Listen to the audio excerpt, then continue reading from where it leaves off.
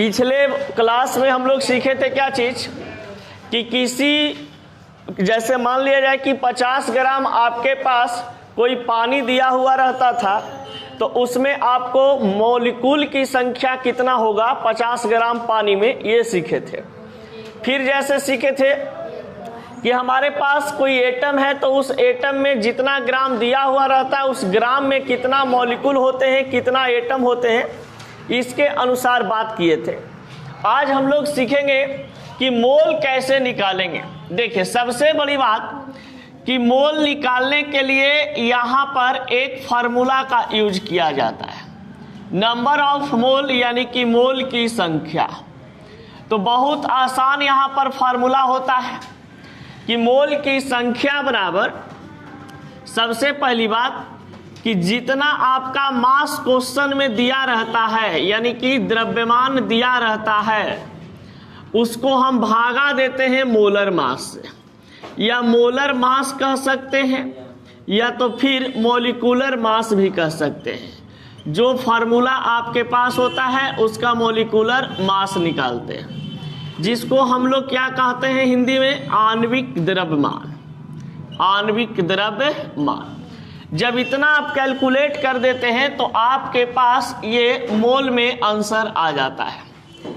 जैसे बहुत simple logic है, यहां पर अगर आपसे कहे, एक क्वेश्चन के माध्यम से बताते, जैसे आपके पास कह दे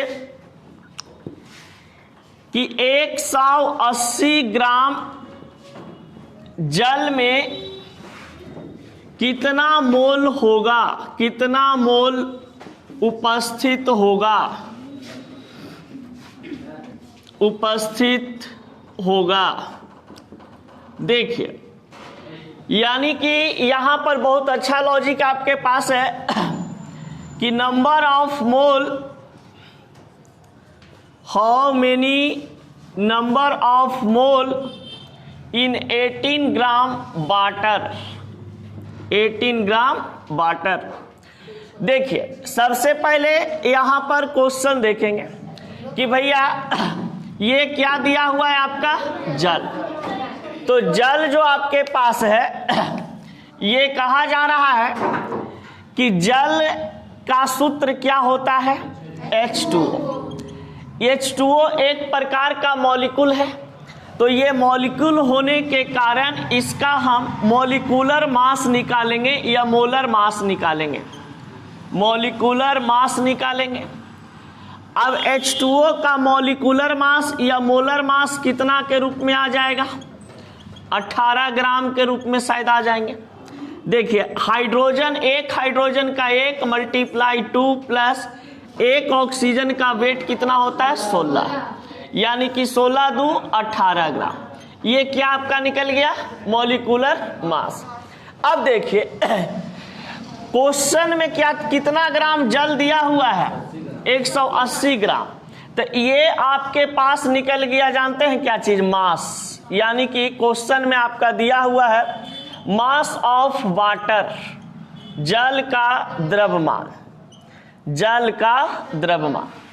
एकदम एक डिवाइड का ये आंसर है, समझ गए। लेकिन फिर भी हम लोग पढ़ रहे हैं जरा सा एक्सप्लेन के साथ, क्योंकि बच्चा बड़ा जल्दी, नॉर्मल बच्चा भूल जाता है। जैसे हम ही जब पढ़ते थे तो टीचर इतना करके नहीं बताता था, तो मतलब पते नहीं चलता था, काट देता था डायरेक्ट और समझे में नहीं आता था, इसीलिए इतना लिख करके बता रहे हैं। तो यहां पर लिखना है according to question mass of water. According to question मतलब क्वेश्चन में देखना है कितना ग्राम दिया हुआ है, 180 ग्राम। अब 180 ग्राम आपके पास मास भी अवेलेबल है और मॉलिक्यूलर मास या मोलर मास भी अवेलेबल है ना। अब कुछ नहीं करना है, इसमें आपको निकाल देना है बाबू नंबर ऑफ मोल, यानी कि मोल की संख्या। तो बहुत आसान चीज है, मोल की संख्या बराबर फार्मूला क्या होता है, मास बटा मोलर मास या मॉलिक्यूलर मास। बताइए किस में आप निकाल रहे हैं, वाटर में ना। तो वाटर का मास कितना दिया हुआ है, 180 बटा मोलर मास कितना इसका आया है, 18 ग्राम। यानी कि कट जाएगा, कितना आ जाएगा 10 मोल। कितना मोल? 10 मोल। ऐसे भी सिंपल तरीका से इसको सोच सकते थे कि H2O, सेकंड मेथड देखिए ऐसे सोचेंगे इसको, कहेंगे कि भैया H2O का मोलर मास कितना होता है 18 ग्राम। आपको पता है कि 18 ग्राम हो चाहे 108 ग्राम हो, किसी भी मॉलिक्यूल का जो वेट होता है वो 1 मोल के बराबर होता है, जिसका वैल्यू हम लोग 6.022 गुने 10 के पावर 23 मॉलिक्यूल के रूप में या एटम के रूप में लेते हैं। तो ये मॉलिक्यूल है तो मॉलिक्यूल के रूप में चलाएगा। ये कितना मोल के बराबर? 1 मोल के बराबर। तो चूंकि 18 मोल बराबर 18 ग्राम बराबर 1 मोल, इसीलिए 1 ग्राम बराबर कितना हो जाएगा? 1/18। इसीलिए कितना आपके पास ग्राम दिया हुआ है? 180 ग्राम। तो 180 में हम क्या करेंगे? इसमें मल्टीप्लाई कर देंगे। तो ये 18 दहियों 10, यानी कि कितना प्राप्त हो गया? 10 मोल। कोई दिक्कत? आसानी से समझ में आ गया ना? चलिए आगे बढ़ते हैं। आपके घर में मान लिया जाए कि 1 चम्मच आप ग्लूकोज घोरते हैं, पानी में घोलते हैं ना, तो मान लिया जाए कि 20 ग्राम ग्लूकोज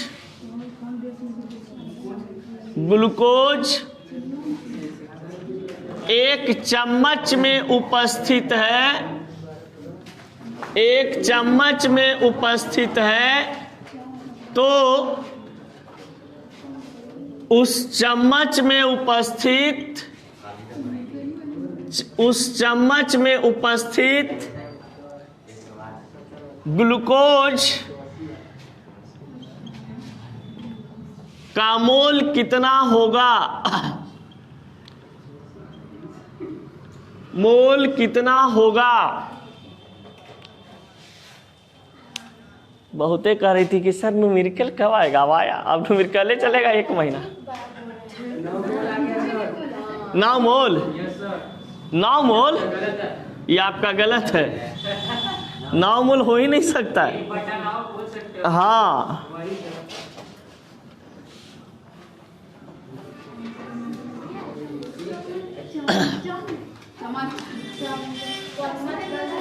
देखो ए क्वेश्चन इंग्लिश में मान लो कि दिया हुआ है, बोरिंग रोड में पढ़ा रहे हैं, कर देंगे इसे। बाबू 20/180 कर दो, 1/9, यानी कि इसको तुम भागा दोगे तो 1/9 ना आएगा। हाँ, 1/9 मोल के रूप में उपस्थित है। भागा दोगे जितना आएगा आप यहाँ पे कर लेना, और 0 पॉइंट कुछ ऐसे आएगा। खत्म। अब लड़के समझते रहे कि मास्टर 20 कहाँ से लिखो, 180 कहाँ से लिखो। समझ गए? और बताएगा भी नहीं कि 180 कहाँ से लिखे, डायरेक्ट कर देगा। तो वो तो पता हम बताए हैं तब ना, जिसे हम अपना स्टाइल बताए पढ़ाया था जो हम। देखिए 1 चम्मच, मान लो कि तुम ऐसे 1 गिलास आप पानी रखते हो, उसमें आप 1 चम्मच ग्लूकोज लेते हो, ठीक है। अब वो 1 चम्मच जो ग्लूकोज है, उस चम्मच में उपस्थित ग्लूकोज की मोल की संख्या कितना होगा? यानी कि अगर तुमसे कोई भाई या बहन है, ठंडा गर्मी के दिन में पी रहा है, अब उससे तुम कह दिए कि अरे तुम 1/9 मोल पिएगा, समझ गया, ग्लूकोज, तो कहेगा 1/9 मोल कहाँ पी रहे हैं जी, हम तो 1 चम्मच पी रहे हैं, समझ गए। तो अब कहिएगा उसको कि बेटा एने आओ, 20 ग्राम क्वेश्चन में ग्लूकोज देले है, यानी कि भैया ये का निकल गया? मास, द्रव्यमान। कितना ग्राम? 20 ग्राम। अब 20 ग्राम कौची उपस्थित है? ग्लूकोज। यानी कि जो ग्लूकोज है इसका सूत्र होता है C6H12O6। अब बताइए, ये एक प्रकार का मॉलिक्यूल है, तो मॉलिक्यूल का क्या चीज निकाला जाता है? Molecular mass. मॉलिक्यूलर मास निकलते हैं ना, और एटम का एटॉमिक मास। तो मॉलिक्यूलर मास मतलब आणविक द्रव्यमान। अब ये आणविक द्रव्यमान यहां पर निकालेंगे, देख लो। एक कार्बन का परमाणु भार 12 होता है, मल्टीप्लाई 6, प्लस एक हाइड्रोजन का 1 होता है, मल्टीप्लाई 12, एक ऑक्सीजन का 16 होता है, मल्टीप्लाई 6। अब इसको तुम कैलकुलेट करोगे तो 12 छक्का 72, 12 में 1 से गुना करेंगे तो 12 और 16 छक्का 46। यहाँ पे 2 और 2 4 और 6 10, 9 1 10 और 7 17, एक हथवा वाला 18। ये कितना ग्राम आ गया? 180। यानी ग्लूकोज का मॉलिक्यूलर मास कितना? 180 ग्राम। अब देखिए, अब इसमें तुमको निकालना है क्या चीज? मोल की संख्या। तो number of mole in 20 gram glucose. अब बताइए 20 ग्राम में निकालना है तो 20 ऊपर, और ये ग्लूकोजवा के कितना भार आया था? 180। तो ई वाला काट देंगे यहाँ पे 180, काटेंगे तो कितना आया? 1/9। एक बढ़िया से भी बनाना है तो तुम भागा दे दो, 0 1 9 1 0 1, कुछ ऐसी जीते जीते रहेगा ना जी। तो 0.101 मोल आपके पास आंसर। कोई दिक्कत लिखिए पहले। 50 ग्राम नमक में कितना मोल उपस्थित होगा? एकदम जितना घरे सामान है सब में निकालते रहना। 50 ग्राम नमक में कितना मोल उपस्थित होगा? हाँ, फिर लिख लो 100 ग्राम चीनी में, 100 ग्राम चीनी में कितना मोल उपस्थित होगा? अब कहना कि दाल भात चोखा में सर। फिर आपके पास है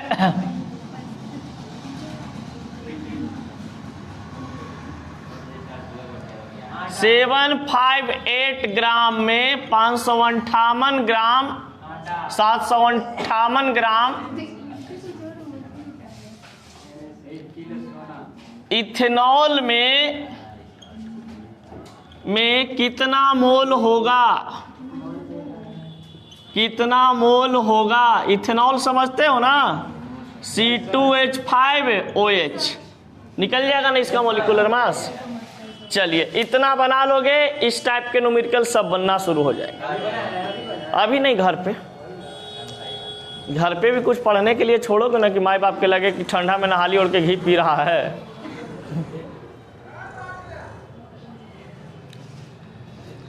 उदित नारायण समझ में आ रहा है?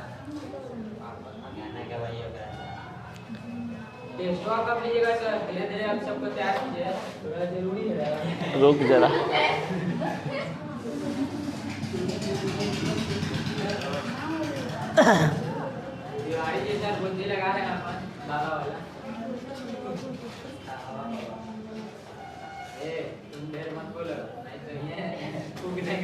अरे ध्यान दो।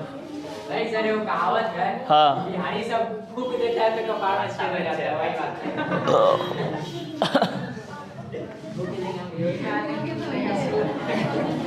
बिहारी लोग इतना थूकबे करता है कि छेद होना जरूरी है। मान लो खैनी खा के या गुटखा खा के बैठल है, थू थू, अब एक जगह पर 20 बार थूकते ही उतना छेद होता है।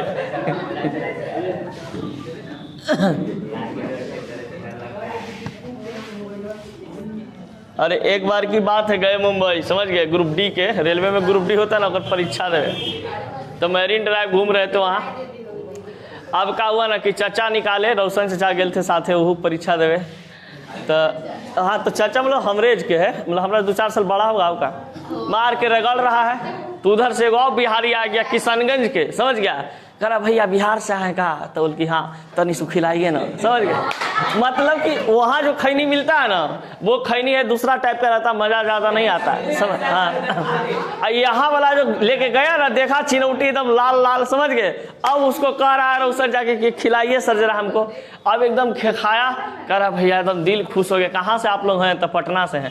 तो अच्छा अच्छा, बोल हमारा घर किशनगंज हुआ, समझ गए। पूरा एकदम बढ़िया से एकदम दोस्ती यारी हो गया, कल देखिए। तो वही बताए, फिर जानते हैं कुछ रोशन चा कि एक दिन ऐसे ही प्रिंस हम गया में थे, हमको ट्रेन नहीं मिल रहा था और गाड़ी भी मतलब कि खराब मेरा था। अब घरे जाना है जहानाबाद, जाएँ कैसे? एगो ऐसी रोड पर बैठ के मतलब बना रहे थे, समझ गए, स्कॉर्पियो वाला आया उधर से, समझ गए, अकारा ना रोका, कहा भैया हमरो खिलाइएगा। अब कहली कि बेटा एक पटाई कैसे, एकदम मस्ती से धीरे धीरे बनावे लगे, समझ गया, मैंने जल्दी में उसको नहीं दिए कि बतियाई के जरा इससे मौका निकालते हैं। कहाँ जा रहे हैं भैया? तो बोले हम टेहटा जा रहे हैं। तो टेहटा तो हमरो जहानाबाद चलना, ले चलिए ना। तो अच्छा चलिए चलिए आई बैठिए, दोस्ती यारी तुरंत हो चल आप। खैनी की ही पावर होता है, समझ गया, बिहारी की ही पावर है। चलिए अब देखा जाए ये power, it is called power of khaini. अब देखते हैं आगे।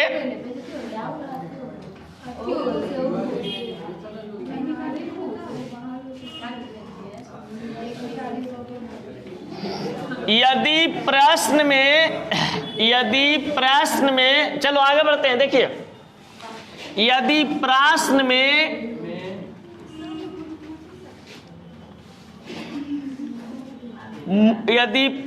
में मोल के रूप में यौगिक या अणु दिया हुआ रहे तो मोल के रूप में यौगिक या अणु दिया हुआ रहे तो, अब देखिए कह रहा है 0.1 मोल में KNO3 यानी कि पोटेशियम नाइट्रेट का वजन या भार कितना होगा?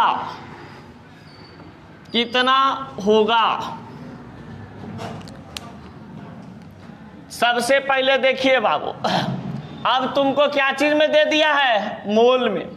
पहले कौची में रहता था? ग्राम में।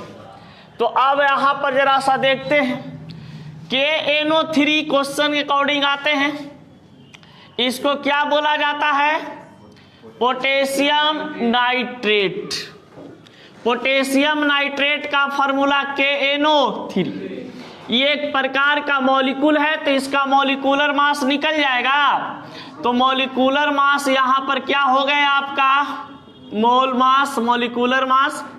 एक पोटेशियम का कितना होता है? 39, एक संख्या है ना, तो एक। नाइट्रोजन का कितना होता है? 14 की 15? नाइट्रोजन का 14 होता है ना। हाँ, तो 14 मल्टीप्लाई 1, और एक ऑक्सीजन का कितना? 16 मल्टीप्लाई 3। 39 में एक 39, 14 प्लस 16 48, कितना ग्राम आ जाएगा? 9 4 13 वाट। 101 ग्राम लगभग आएगा इसका ना, 101 ग्राम। यानी कि आप साफ साफ कह सकते हैं कि 101 ग्राम जो इसका मॉलिक्यूलर मास आया, ये कितना मोल के बराबर होगा? 1 मोल के बराबर। तो आप बताइए कि चूंकि 1 मोल ऑफ KNO3 बराबर 101 ग्राम, इसीलिए 0.1 मोल ऑफ KNO3 यानी कि पोटेशियम नाइट्रेट कितना हो जाएगा? तो 101 मल्टीप्लाई 0.1, यानी कहने का मतलब इसको कैलकुलेट करोगे तो 10.1 ग्राम निकल जाएगा। यानी कि आपके पास 10.1 ग्राम जो दिया हुआ था, यानी 10 ग्राम आपका पोटेशियम नाइट्रेट था, उसमें कितना मोल के बराबर थे? 0.1 मोल। यानी कि यहां से ये सीख मिला कि अगर प्रश्न में मोल के रूप में यौगिक दिया हुआ हो तो आपको वजन जब निकालना होता है, मास जब निकालना होता है, तो हम फार्मूला क्या लगाते हैं? मॉलिक्यूलर मास या तो molar mass multiply number of mole. ये क्या चीज निकालने का हुआ हमारा सूत्र? मास निकालने का। और वो वाला सूत्र क्या चीज था? मोल निकालने। इसका हिंदी भी लिख दें क्या कि समझ जाओ? इस पर इससे आधारित क्वेश्चन दे हैं प्रैक्टिस करने के लिए, घर पे बैठ के बनाओगे जरा तब ना।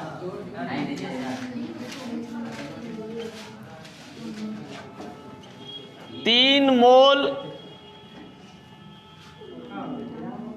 H2SO4 सल्फ्यूरिक एसिड में, या सल्फ्यूरिक एसिड का वजन भार कितना होगा? यहां से इवला लिखते चल जाना, सटा करके हम हटा दिए। फिर क्वेश्चन है 0.5 मोल NaCl का वजन या भार कितना होगा?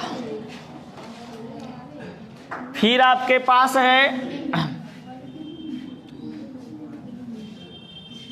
2 मोल लाफिंग गैस यानी N2O,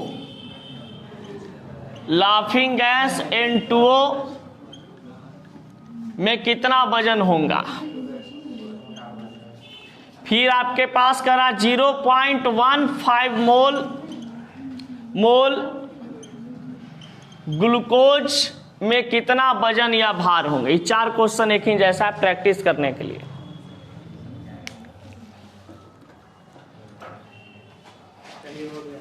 मारेंगे, यहां बैठता है।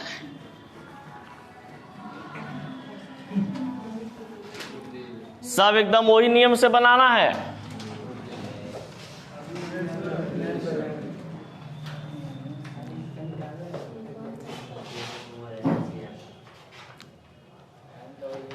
बन जाएगा ना ये सब? चलिए आगे बढ़ते हैं। अब अगर आपके पास मॉलिक्यूल में दिया हुआ है, क्वेश्चन में मॉलिक्यूल में कोई आपका कंपाउंड है, उसको ग्राम में कैसे बदलोगे या उसका भार कैसे निकालोगे? कोई कह दे कि भैया हमारा पास 18.06 गुने 10 के पावर 23 मॉलिक्यूल है, ठीक है। अब कोई मॉलिक्यूल का नाम दे दे कि H2SO4 है, तो उस H2SO4 का भार कितना होगा? समझ गए? यानी भार में पहले निकालने के लिए सीखे थे क्या चीज? मॉलिक्यूल। अब हम लोग मॉलिक्यूल में निकालने के लिए सीखेंगे क्या चीज? भार। कि किसी कोई कंपाउंड हो या कोई मॉलिक्यूल का इतना आपके पास मॉलिक्यूल दिया हुआ रहता है, इतना मॉलिक्यूल के रूप में उपस्थित है, तो उसमें कितना हम ग्राम निकालेंगे?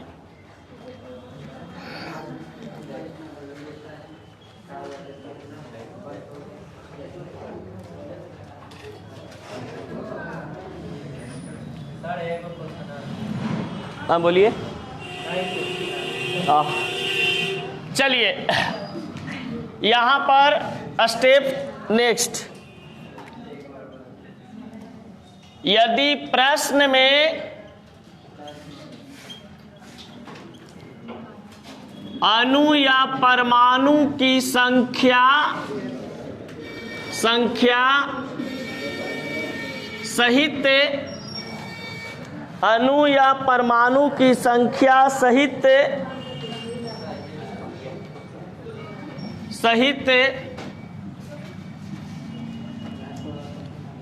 कोई परमाणु या अणु हो तो उस अणु या परमाणु का भार कैसे निकालें?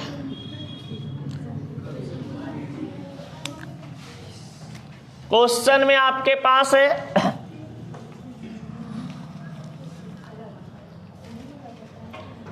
1 गुना 10 के पावर 23 अणु यानी कि मॉलिक्यूल ऑफ मीथेन, इतना अणु मीथेन में है। तो मीथेन का भार ग्राम में बताएं।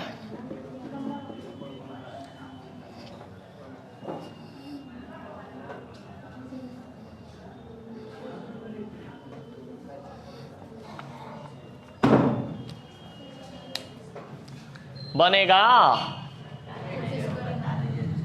ठीक बता दे रहे हैं। यहां पर क्वेश्चन में देखिए, सबसे पहले मीथेन दिया है आपके पास ना, तो मीथेन का सूत्र क्या होता है? CH4। CH4 का आणविक भार यानी कि मॉलिक्यूलर मास कितना हो जाएगा? एक कार्बन का 12 प्लस 4 हाइड्रोजन का 4, तो 12 4 16। अब आपको पता है कि 16 ग्राम CH4 का मॉलिक्यूलर मास आया है। ये मॉलिक्यूलर मास कितना मोल के बराबर? 1 मोल बराबर कितना मॉलिक्यूल हो जाएंगे? 23 मॉलिक्यूल। आप बताइए कि इसको मॉलिक्यूल में क्यों हम बदले मोल में छोड़ देते? क्योंकि भैया आपके पास यहां पर क्या चीज कह रहा है? इतना मॉलिक्यूल है, तो इतना मॉलिक्यूल बराबर हमको लिखना पड़ेगा कि 6.022 गुने 10 के पावर 23 मॉलिक्यूल के बराबर कितना ग्राम आया है? 16 ग्राम। यानी कि क्वेश्चन यहीं से शुरू हो रहा है। पता चला कि चूंकि 6.022 गुने 10 के पावर 23 अणु उपस्थित है कितना ग्राम में? 16 ग्राम में। इसीलिए एक मॉलिक्यूल कितना ग्राम में उपस्थित होगा भाई? तो यहां पर 16 बटा 6.022 गुने 10 के पावर 23 एक मॉलिक्यूल न हो जाएगा? एक मॉलिक्यूल। अब इसीलिए कह रहा है कितना अणु में हमारा वजन जानना चाहता है? 1 मल्टीप्लाई 10 के पावर 23। अब देखिए 16 बटा 6.022 गुने 10 के पावर 23 मल्टीप्लाई 1 के पावर 23। अच्छा, 1 गुना 10 के पावर 23। अब इसको कैलकुलेट करके जो भी आएगा ग्राम में आंसर हो जाएगा। 23 से 23 खत्म। यह 23 जो है आपके पास 6.022 गुने 10 के पावर, तो यहाँ पे कर दो 12.022 गुने 10 के पावर 23 अणु सल्फ्यूरिक एसिड में, सल्फ्यूरिक एसिड कितना ग्राम के बराबर है? कितना ग्राम के बराबर है?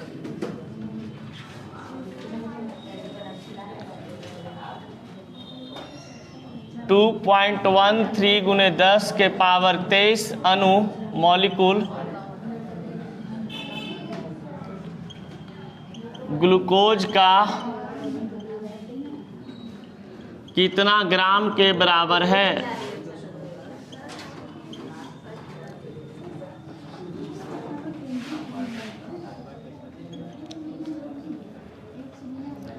4.16 गुने 10 के पावर 23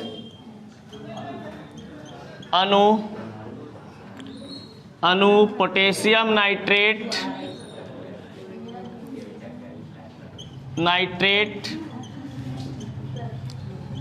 कितना ग्राम के बराबर है? चलिए, उससे पहले जैसे जैसे क्वेश्चन में बोल रहा है उस प्रकार से हम बनाते चले जाते हैं। पहला नंबर में कह रहा है क्या चीज कि 1 एटम ऑफ सिल्वर, ठीक है, सिल्वर का एक परमाणु है। तो यहाँ पे फर्स्ट नंबर का देखिएगा 1 एटम ऑफ सिल्वर, यानी कि सिल्वर यहाँ पर आपको पता है Ag होता है। सिल्वर को हम क्या बोलते हैं? Ag। यानी कि सिल्वर का संकेत होता है Ag। इसके बारे में पता है कि इसका परमाणु भार कितना होता है? 108। यानी कि Ag का वजन कितना हो जाएगा? 108 ग्राम। 108 ग्राम को हम क्या कर सकते हैं? 6.022 गुने 10 के पावर 23 यहाँ पर एटम के रूप में दिया हुआ है। सिल्वर एक प्रकार का क्या चीज है? एटम है। तो ये इसका वैल्यू जो होगा ये किस रूप में लिखा जाएगा? एटम के रूप में। अब बताइए किसी भी परमाणु या अणु का जो मॉलिक्यूलर वेट होता है, वो मॉलिक्यूलर मास होता है, वो 6.022 गुने 10 के पावर 23 एटम के बराबर होता है। यानी कि कितना मोल के बराबर? 1 मोल के बराबर। अब कह रहा है कि 1 एटम सिल्वर कितना ग्राम के बराबर है। तो बताइए कि 1 एटम जो सिल्वर होता है वो कितना ग्राम के बराबर है? 108 ग्राम के बराबर है। ये तो एक्स्ट्रा बात हो गई आपका, ठीक है। सेकंड में देखते हैं, 1 ग्राम एटम ऑफ नाइट्रोजन। अगर कह रहा है आपके पास कि नाइट्रोजन की बात किया जा रहा है 1 ग्राम, तो नाइट्रोजन का सिंपल लॉजिक यहां पे निकाल लो। नाइट्रोजन एटम आपके पास है। अब नाइट्रोजन एटम का कितना होता है परमाणु भार? 14। यानी कि आपके पास कितना ग्राम? 14 ग्राम। तो ये आपका डायरेक्ट आंसर हो जाएगा कि नाइट्रोजन कितना ग्राम में अवेलेबल है? 14 ग्राम। तीसरा पॉइंट, 1 मोल ऑफ कैल्शियम। आपको पता है कि अगर हम कैल्शियम की बात करते हैं तो कैल्शियम का संकेत Ca होता है। इसका एटॉमिक वेट कितना होता है? 40। यानी कि 40 की अगर हम बात करते हैं तो ये 40 ग्राम के रूप में आपके पास दिया हुआ है। कैल्शियम का वजन कितना ग्राम? 40 ग्राम। तो आपको पता है कि 40 ग्राम कितना मोल के बराबर हो जाएगा? 1 मोल के बराबर। तो 1 मोल के बराबर आपका कितना ग्राम? 40 ग्राम। कोई दिक्कत? नेक्स्ट पॉइंट, चौथा नंबर में 10 के power 23 atom of carbon. Carbon के 10 के पावर 23 परमाणु है। अब बताइए, कल शायद ही बताए थे आपको निकालने के लिए। देखिए यहाँ पे उसी तरीका से करना है कि सबसे पहले कार्बन को लेते हैं। कार्बन का एटॉमिक वेट कितना होता है? 12। यानी कि 12 ग्राम जो आपके पास आए हैं, इसको हम लिखेंगे कितना? 6.022 गुने 10 के पावर 23 एटम, ये परमाणु के रूप में है। उसके बाद क्या करेंगे कि ये कितना मोल के बराबर हो जाएगा? 1 मोल के बराबर। यानी कि 12 ग्राम इतना एटम के रूप में है और इतना मोल के रूप में है, 1 मोल के रूप में है। अब क्या करेंगे भैया? कह रहा है कि 10 के पावर 23 एटम, तो लगा देंगे वही वाला चूकी वाला हिसाब। चूंकि 6.022 गुने 10 के पावर 23 एटम बराबर कितना ग्राम? 12 ग्राम। 12 ग्राम। इसीलिए 1 एटम बराबर कितना हो जाएगा? 12/6.022 गुने 10 के पावर 23। इसीलिए कितना एटम में कह रहा है? 10 के पावर 23 एटम। तो बताइए इसका कितना निकल जाएगा? 12 डिवाइडेड बाई 6.रूट 10 के पावर 23 मल्टीप्लाई 10 के पावर 23। इससे ही खत्म। जितना कैलकुलेट करके आएगा ये निकल जाएगा इतना आपका इसका वजन। कितना आता है कैलकुलेट कीजिए।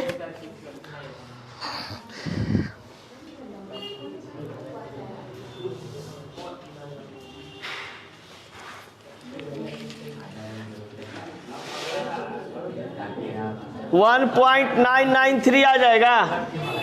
1.993 ग्राम के रूप में। चलिए 5वां नंबर बनाते हैं। 5वां नंबर बहुत ही आसान है। 5th नंबर में कह रहा है क्या चीज? 1 ग्राम ऑफ आयरन। तो 1 ग्राम ऑफ आयरन जो यहाँ पे आपके पास लिखा हुआ है कि 1 ग्राम ऑफ आयरन, तो 1 ग्राम ऑफ आयरन बराबर क्या हो जाएगा आपके पास? 1.0 ग्राम। अब इसको अरेंज कर सकते हैं, आपके नहीं कर सकते हैं। पहला का कितना ग्राम आया है? पहला का 108 ग्राम। दूसरा का कितना? 14 ग्राम। तीसरा का 40 ग्राम। इसका इतना, इसका इतना। अब इसको बढ़ते क्रम में लिख दो। पहले छोटा वाला, फिर उससे बड़ा वाला, फिर उससे बड़ा वाला, फिर उससे बड़ा वाला। वॉल्यूम ऑफ एसटीपी ऑक्युपाइड, जहां पर ये एसटीपी वर्ड आता है आपको पता है 22.4 लीटर हो जाता है। पता है ना कि जहां पर भी एसटीपी आ जाए, एसटीपी अपने आप में कांस्टेंट वैल्यू रखता है 22.4 लीटर। अब देखिए 14 gram of nitrogen molecule, 14 gram of nitrogen molecule, यानी कि तुमको 14 ग्राम ऑफ नाइट्रोजन मॉलिक्यूल को सॉर्ट करना है इस एसटीपी पर। तो सबसे आसान तरीका फर्स्ट नंबर को देखते हैं। भैया क्या बोला है, नाइट्रोजन मॉलिक्यूल ना, तो एकदम लिख दो बढ़िया से कि नाइट्रोजन मॉलिक्यूल बोला है, लिख लेते हैं N2। N2 का भार कितना हो जाएगा, 28 ग्राम हो जाएगा ना। 28 ग्राम में कितना मॉलिक्यूल हो जाएंगे, तो 6.022 गुने 10 के पावर 23 मॉलिक्यूल हो जाएंगे। अब ये मॉलिक्यूल कितना मोल के बराबर होगा, तो 1 मोल के बराबर। देखिए ये जैसा ही लिखिएगा किसी भी मॉलिक्यूल का या एटम का, अपने आप ये सब चीज आना शुरू हो जाएगा।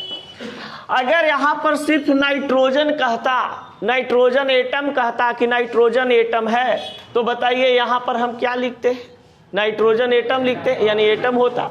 लेकिन भैया यहाँ पर क्या लिखे हुए था, मॉलिक्यूल, तो यहाँ पर हमको किस रूप में दिखाना है, मॉलिक्यूल के रूप में। इतना मॉलिक्यूल हो या इतना एटम हो, इतना आयन हो, ये कितना के बराबर होता है, 1 मोल के बराबर। अब इसको जरा सा पलट के मारते हैं। देखिए यहां पर कह रहा है 14 ग्राम में, तो सबसे पहले देख लेते हैं इतना ग्राम, तो यहां पर देखते हैं 28 gram. Calculate the volume of STP occupied by 14 gram of nitrogen molecule, यानी कि कह रहा है यहां पर क्वेश्चन में कि 22.4 लीटर पर 22.4 लीटर पर हमारा जो नाइट्रोजन मॉलिक्यूल है वो क्या होता है कि कोई भी हमारे पास एटम हो या मॉलिक्यूल हो हमारा स्टेबल होता है, यानी 1 मोल के बराबर होते हैं। तो नाइट्रोजन मॉलिक्यूल N2 28 ग्राम जो है, इसमें इतना मॉलिक्यूल होते हैं, 1 मोल के बराबर होता है कितना लीटर पे, 22.4 लीटर एसटीपी पर, यानी कि N2 मॉलिक्यूल 28 ग्राम। तो यहां पर वही चीज को बताया है कि चूंकि 28 gram nitrogen molecule 22.4 litre STP पर स्टेबल होता है, तो 14 ग्राम हमारा जो नाइट्रोजन मॉलिक्यूल होगा वो कितना लीटर एसटीपी पर सेट हो रहेगा, मतलब आराम से स्टेबल रहेंगे।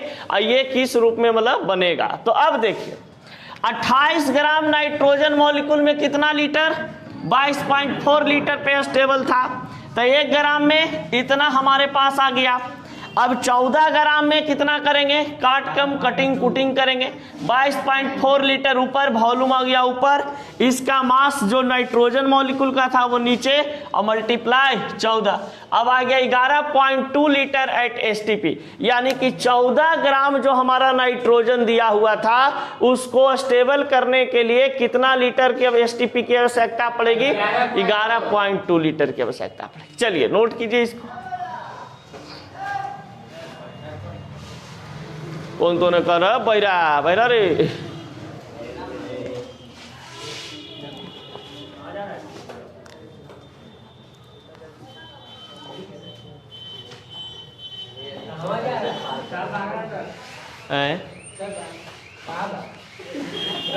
इसको भी ले जाओ साथ में, हो जाएगा। वो मैंने पकड़े जाती का बोतलवा मैंने वो पीते बेचारा ऐसे कथले बा पी मैंने इतना प्यासल है, बाहर लेगा।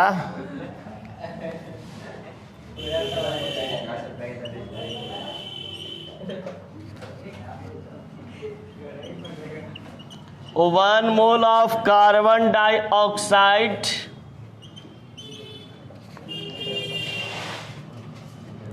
Have volume 22.4 litre STP.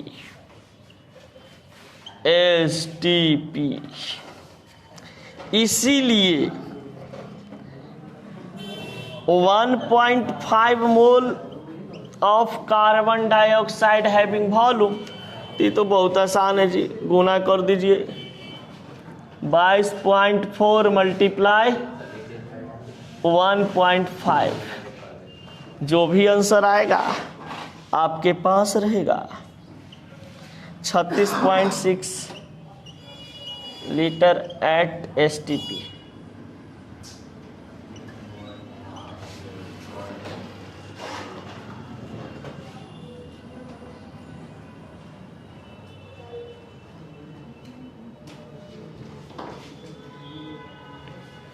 चलिए 2 बनाइए, उसके बाद तीसर का बताते हैं।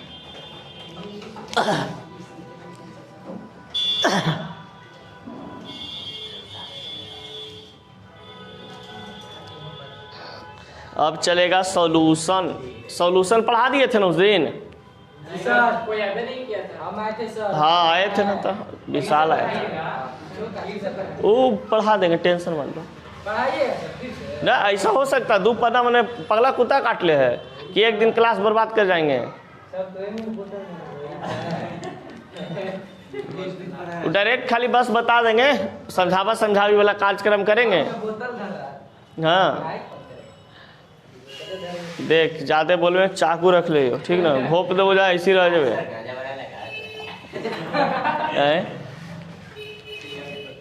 कुछ बोल को सब रे दाढ़ी बने वाला है। गांजा, अच्छा गांजवा के काटता है वो चकुइया से ना, पतला पतला। ऐसे नहीं सुन रहा है।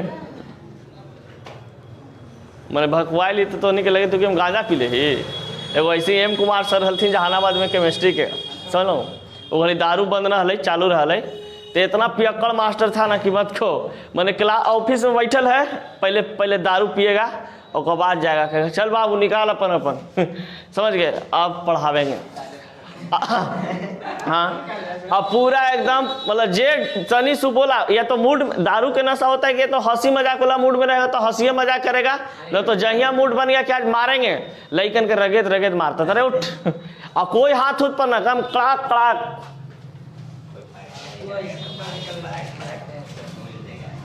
अरे बड़ी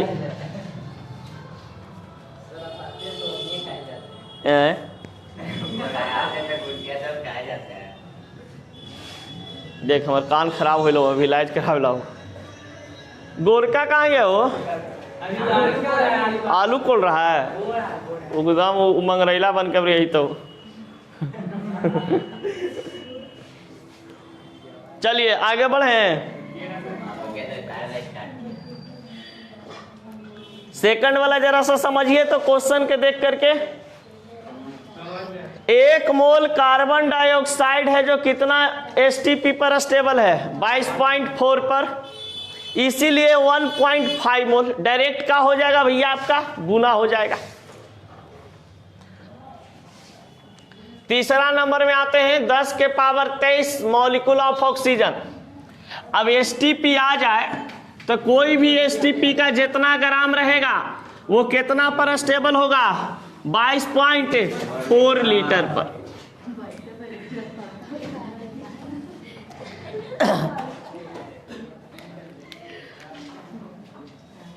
चलिए तीसरा नंबर वाला न्यूमेरिकल जरा देख लेते हैं।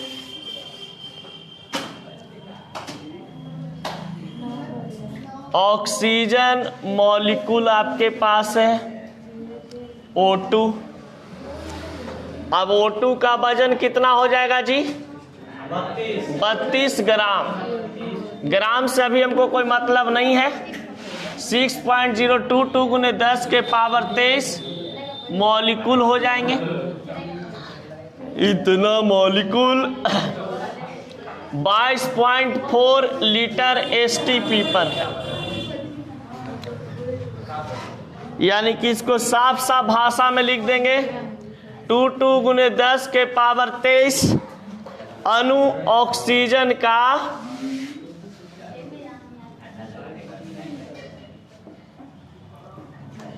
ऑक्सीजन का 22.4 लीटर एसटीपी है।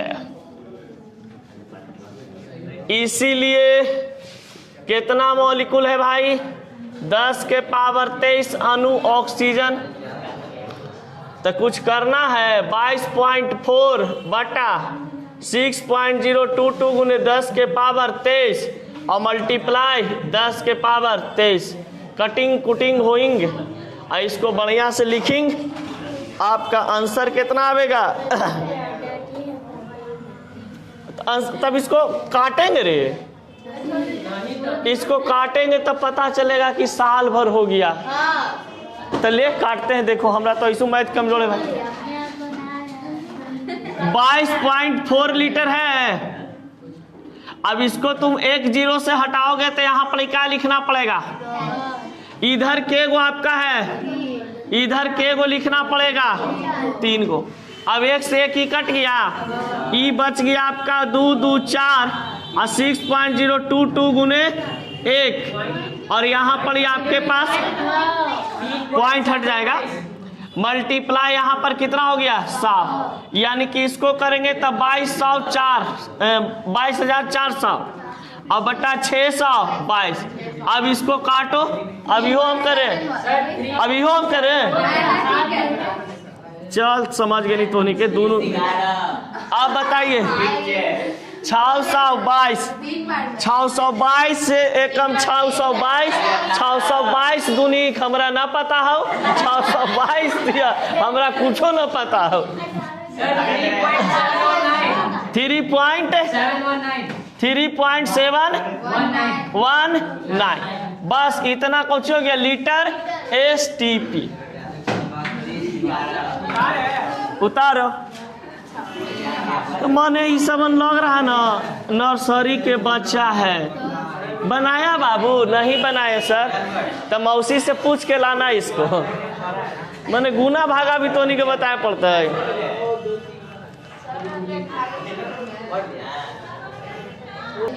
अब यहाँ पर सॉल्यूशन है, हाँ सॉल्यूशन है।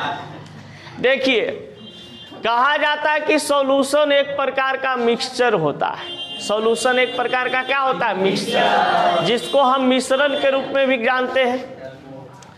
विलयन के बारे में अगर कहा जाए तो कहते हैं कि जब दो भिन्न पदार्थ आपस में मिलता है, अब वो बढ़िया से मिल जाए या तो पूर्ण रूप से मिल जाए या तो पूर्ण रूप से ना मिले, अगर मिललो रहे तो उसको हम क्या कहते हैं? विलयन।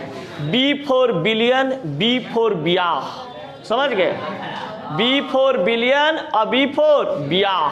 अब देखिए कभी कभी देखे होंगे कि आपके पास आपके अगल बगल में शादी लड़का लड़की के हो जाता है, फिर भी कोई कोई ऐसा कपल रहता है जो ब्याह होला के बाद हो अपन औरत से बढ़िया से नहीं बोलता है, ना उसको मार के कूटते रहता है, समझ गए? साइड में। अब कहा जाता है कि कोई कोई ऐसा होता है कि बेचारा एकदम निरहुआ सटल रहे वाला रूल लगेले रहता है, समझ गए? यानी कहने का मतलब साफ साफ है कि एक होमोजीनियस मिक्सचर होता है, यानी होमोजीनियस सॉल्यूशन होते हैं, और एक होता है आपका क्या चीज? हेट्रोजीनियस। तो होमोजीनियस सॉल्यूशन उसे कहते हैं जो समांगी विलयन कहलाता है। अब समांगी विलयन कहने का मतलब कि मान लीजिए कि एक पदार्थ हमारा E है और एक पदार्थ हमारा E है, समझ गए? माने एक पदार्थ G और एगो B। एक टकला मत बना, ये बाल बना दे। अब देखिए घोचू लग रहा है। अब देखिए E जब इसके साथ मिलेगा, रिएक्शन करेगा, तो भाई विवाह तो हो गया, विलयन तो तैयार इधर हो गया, लेकिन पता चल रहा है इधर क्या चीज? होठलाली मत लगाया। अब इसको कहा जा रहा है क्या चीज? कि इसमें कहा है कि पूर्ण रूप से लड़का एक दूसरे में घुल चुका है, समझ गए? माने लग रहा है कि शादी ब्याह के फायदा यही उठा रहा है, समझ गए? माने एक दूसरे के अंदर में एकदम मतलब डूब चुका है प्यार में, समझ गए? तो इसको बोलते हैं कौची? हेमोजीनियस, होमोजीनियस यानी समांगी विलयन। अब एक होता है, देखिएगा आया बरियरी, मान लो कि लड़का है और प्लस एने लड़की है। अब ई बेचारी यहाँ रह रही है, ऐसे ही से रहो ना, ऐसे। अब देखिए ध्यान देना, पढ़े लिखे साढ़े बजे। अब क्या हो रहा है कि ई है B plus G plus B। अब इसमें क्या हो रहा है कि बेचारी यहाँ तो इसके साथ रिएक्शन करने के लिए तैयार है गार्जियन के डर से, लेकिन एक दिमाग और दिल कहीं और है, समझ गए? अब इसके पास लड़कवा भी आएगी तो क्या होता है? इसके पास साइड हटना है, समझ गया? मतलब है साइड हट ना निर्वंशा कोड़िया, समझ गए, 2-4 गो गाड़ी दे के बेचारा के साइडे कैले है, समझ गए। इसका मतलब है कि बेचारा अनसैचुरेटेड फील करता है, यानी कि हेट्रोजीनियस, हेट करने लगता है, समझ गए, नफरत करने लगता है। तो हेट्रोजीनियस में हेट करेगा, नफरत करता है, बिलियन बनेगा, लेकिन दुनिया के नजर में लगेगा कि ना ये दोनों को तो बाप रे बाप मतलब समझ गए ना। लेकिन दुनिया के नजर में ये ऐस कर रहा है, ये बेचारा कौची खाली शादी के फर्ज निभा रहा है, समझ गए। इसका मतलब हुआ कि जो पूर्ण रूप से घुल जाए उसको हम कहते हैं संतृप्त बिलियन, या तो समांगी बिलियन, या तो फिर बिलियन में 2 पदार्थ उपस्थित हो लेकिन दूसरे के साथ घुला हुआ न रहे, उसको कहते हैं विषमांगी, यानी कि जिसको हम कहते हैं क्या चीज, होमोजीनियस मिक्सचर। अब देखिए एकरे लेखा एक चीज बताते हैं, इसको हाँ इसको हेट्रोजीनियस बोलते हैं, इसको होमोजीनियस। अब देखिए जैसे मान लिया जाए बाबू कि यहाँ पर पानी है, अब पानी में बढ़िया नमक है, तब पानी में नमक को घोलते हो तो देखिए एक बात याद रखना, बिलियन कभी भी अकेले नहीं बन सकता। मान लो हम लड़का है, एगो और लड़का है, तो हम बिलियन बनेंगे नहीं, एगो हमारा निगेटिव पर्सन चाहिए, समझ गए। तो कहा जाता है क्या चीज कि बिलियन बनाने के लिए कम से कम 2 अलग अलग पदार्थ की जरूरत होती है, तभी सॉल्यूशन तैयार होगा, नहीं तो सॉल्यूशन तैयार नहीं होगा। अब कहा जाता है कि अब कोई सॉल्यूशन आपके पास ऐसा भी हो सकता है, जैसे जलीय बिलियन आप नमक का बनाए तो नमक के साथ कौन अभिक्रिया करेगा, जल, तो जल में नमक को डालिएगा, बेचारा एकदम घोल लेगा, घोलेगा तो कौची कहलाएगा जी, पूर्ण, यानी कि पूर्ण रूप से एक दूसरे में विलय है, तो ये हो जाएगा होमोजीनियस। अब इसमें मान लीजिए एगो पानी लिए एक गिलास और ऊपर से मिट्टी डाल दिए, समझ गए, बताइए पानी में मिट्टी घुलेगा, नहीं घुलता है, उसका अंश बाहरी नजर आ जाने लगता है, नहीं, तो वो हो गया क्या चीज आपका, हेट्रोजीनियस। मतलब इतना नफरत करता है कि बेचारा के नामे हटा देता है, समझ गए। देखिए मान लीजिए पानी कितना स्वच्छ चीज है, बेचारा एकदम स्वच्छ है, एगो बेचारी आई मट्टी लगल, समझ गए, मैंने एकदम नेटल पोटल, आ बेचारी डूबी जैसी, आई रे रामा छी छी, समझ गए, मैंने एकदम ऐसे वैसे कर देता है। तो ये होमोजीनियस और हेट्रोजीनियस सॉल्यूशन होते हैं। अब कहा जाता है कि बिलियन किसे कहते हैं, तो हमारा आम चीज, जब 2 भिन्न पदार्थ को आपस में मिलाते हैं तो एक नया पदार्थ बनता है, उसे हम क्या कहते हैं, बिलियन कहते हैं। अब कहा जाता है बिलियन कितने प्रकार के होते हैं, 2 प्रकार, एक सैचुरेटेड और एक अनसैचुरेटेड, जिसको एक होमोजीनियस भी कहते हैं और एक को हेट्रोजीनियस भी कहते हैं, समांगी और एक को विषमांगी। अब आता है 11 क्लास वाला मैटर, ध्यान दीजिए, ये सब था 9वां 10वां वाला। ये हम मिक्सचर में भी पहले पढ़ा चुके हैं सॉल्यूशन के बारे में, नहीं। देखिए अब जरा आते हैं 11 क्लास 12 क्लास के मैटर पे समझाने के लिए। देखिए बाबू, आइए देखो ना ये सॉल्यूशन, सॉल्यूशन माने बिलियन,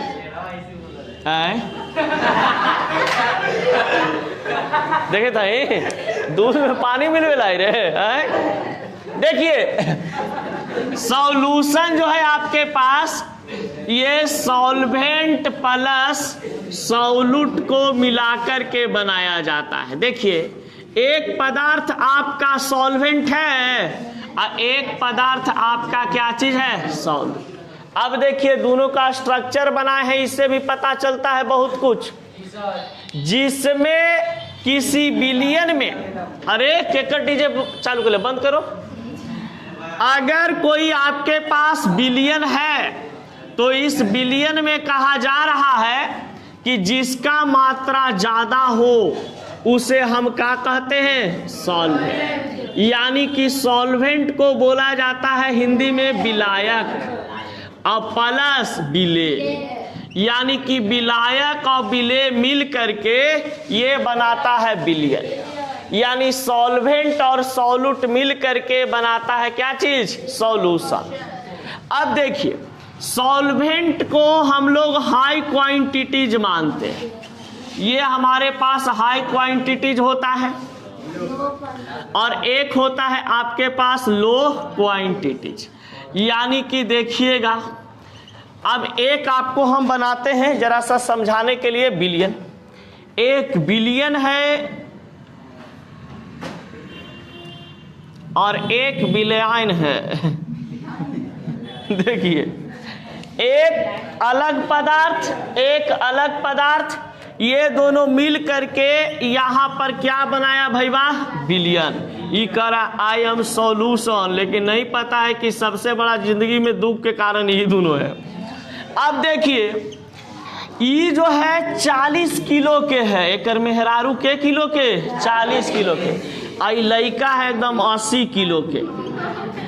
अब देखिए, ये जो है गर्ल है जो 40 केजी का, आई बी है जो कितना 80 केजी का। यानी कि टोटल बिलियन बना रहा है कितना केजी का? यानी कि एक चौकी या पलंग पर कुल वजन 120 किलो, यानी कि एक प्रकार का सॉल्यूशन। अब कहता है कि भैया बताइए कि इस सॉल्यूशन में किसका क्वांटिटी ज्यादा है, किसका मात्रा ज्यादा है? तब बी का मात्रा ज्यादा ना है, तो इसको कहेंगे सॉल्वेंट। इसको क्या कहेंगे? सॉल्वेंट। यानी ई वाला जो लड़का है ये 40 किलो वजन रख ले है, इस 80 किलो वजन रख ले है, इसलिए ये क्या हो गया आपका? सॉल्वेंट। अब देखिए, बेचारी अभी के किलो के है? 40 किलो। अभी 40 किलो के है, इसका मतलब कि इसका क्वांटिटीज क्या है? कम है। तो कम क्वांटिटीज वाले को क्या बोलते हैं? सॉल्वेंट। तो किसी भी जलीय विलयन में या किसी भी प्रकार के विलयन में जिस पदार्थ का मात्रा कम रहता है उसे हम कहते हैं सॉल्यूट, और जिस विलयन में अगर पदार्थ की मात्रा सबसे ज्यादा होता है उसे कहते हैं क्या चीज? सॉल्वेंट। कोई दिक्कत?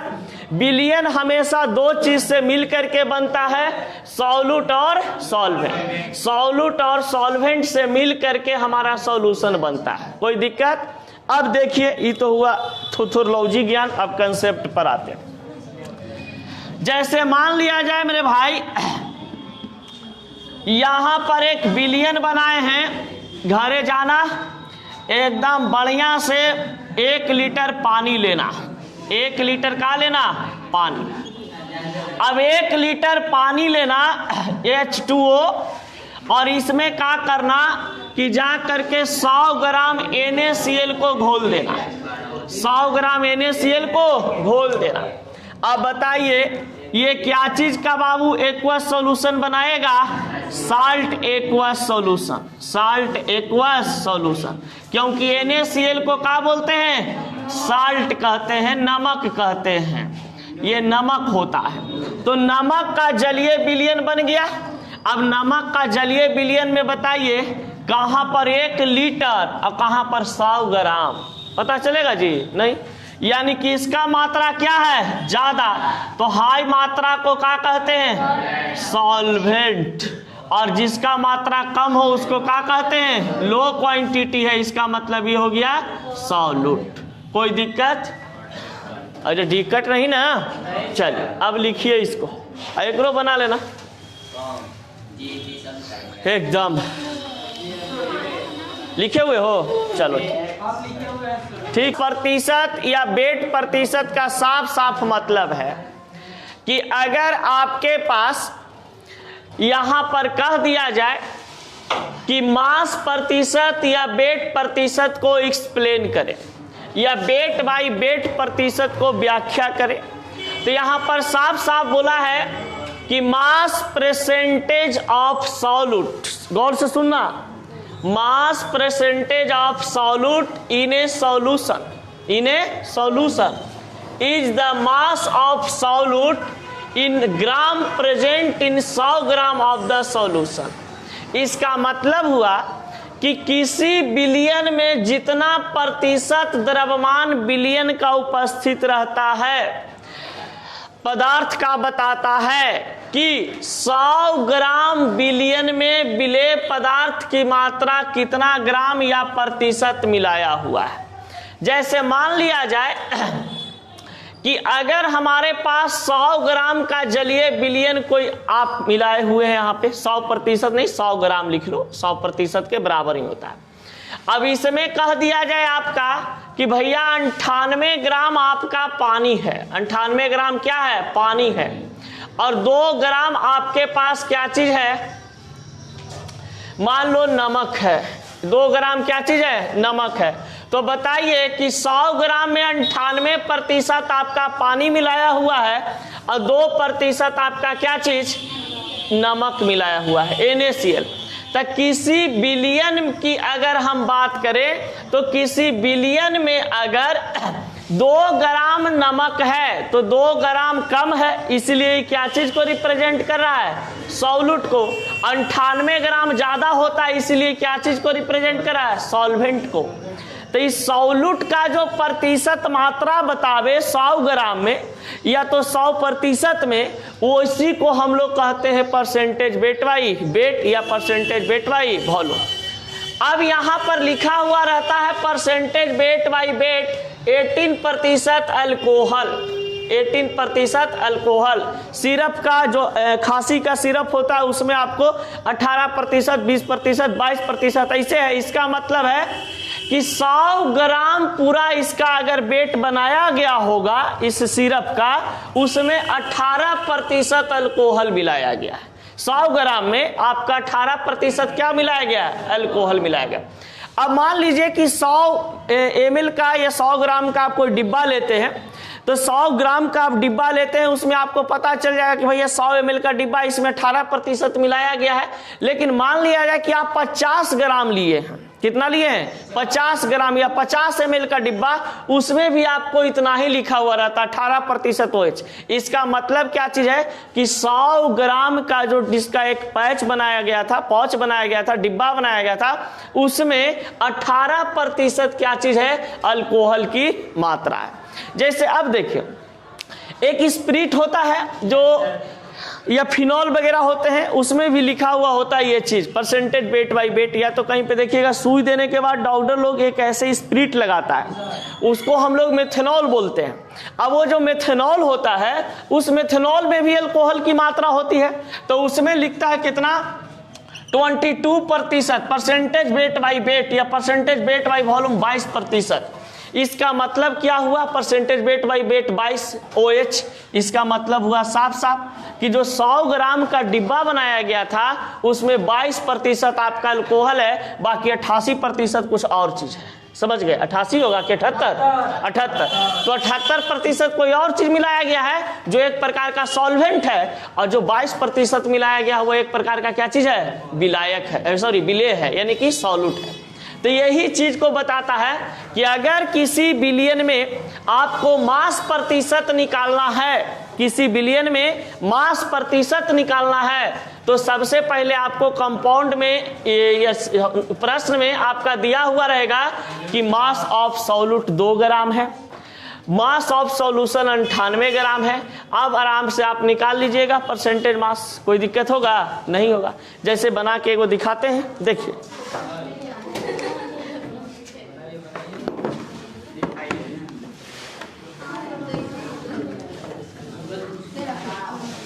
अरे घरवा बैठ के जाके क्या करोगे रोडवा पर, 10:30 से है, सब पता है। अभी 15 मिनट हमरे में कम हो रहा है, 10 बजे में बता। चलिए बताइएगा,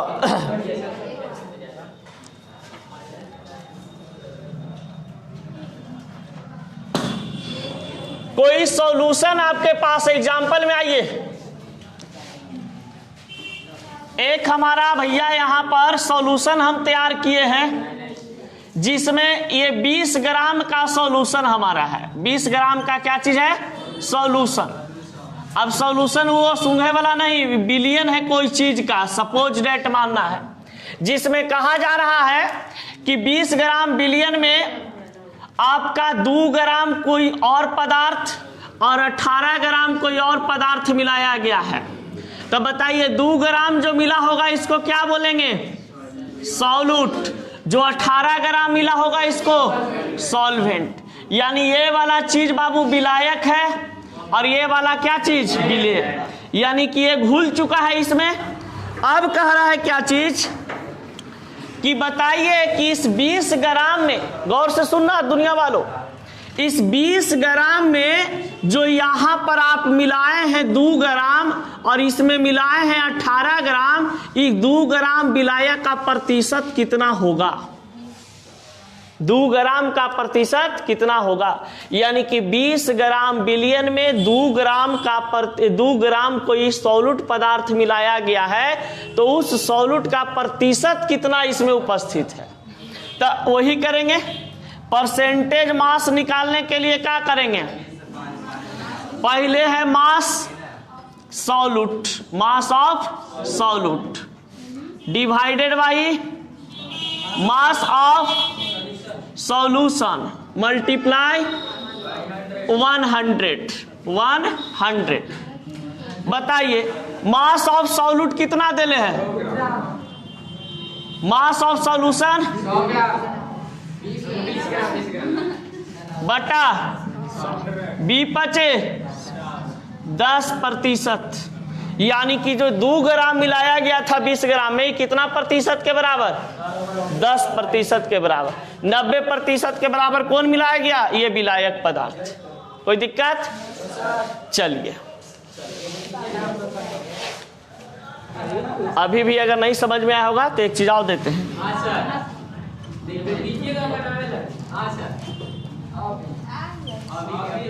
C6H12O6 बिलियन में कार्बन का प्रतिशत मात्रा बताएं।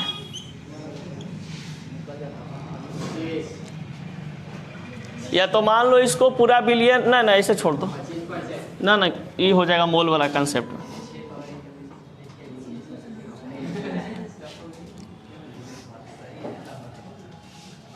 अढ़ाई 100 ग्राम कोई आपके पास ये है, जिसमें इसको मिक्स किया गया है 25 ग्राम में और इसको 225 ग्राम में। अब इसका बताना है क्या चीज? प्रतिशत। बन जाएगा? कुछ करना है जी? एकदम सिंपल है। 25 बटा 250। कोई दिक्कत? नहीं समझ में आया? मतलब पार हो लो। ऐसे कहे का मतलब यही ना हुआ कि पार हो गया। 25 गुने 250 मल्टीप्लाई 100 कैसे हुआ? बताओ सूरज, कैसे किसी की? नहीं, अरे 250 रहेगा। अरे देखो, ये बिलियन है ना बाबू हमारा, ये बिलियन है। आई हो गया हमारा सॉल्यूट, तो सॉल्यूटे का ना प्रतिशत निकलता है। आई हो गया क्या चीज? सॉल्वेंट। अब सॉल्वेंट का तो निकलेगा नहीं, क्योंकि हमको परसेंटेज मास निकालना है। तो परसेंटेज मास बराबर फार्मूला बताए थे अभी, क्या चीज?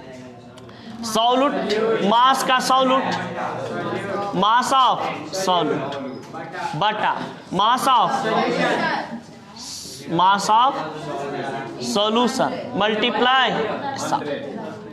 सॉल्यूट मास का कितना दिया हुआ ग्राम में? प्रतिशत में इसको बदलना है तो ऊपर लिख दिए। अब पूरा बिलियन में कितना दिया हुआ था? 25। तो बिलियन का 250 मल्टीप्लाई, कटेगा तो कितना हो जाएगा? 25 से 25 खत्म। ये आ गया कितना? 10%। यानी कि 250 ग्राम बिलियन कोई होगा, उसमें 10% 25 ग्राम के बराबर सॉल्यूट। आगे आओ, इसमें बताएंगे नेक्स्ट क्लास।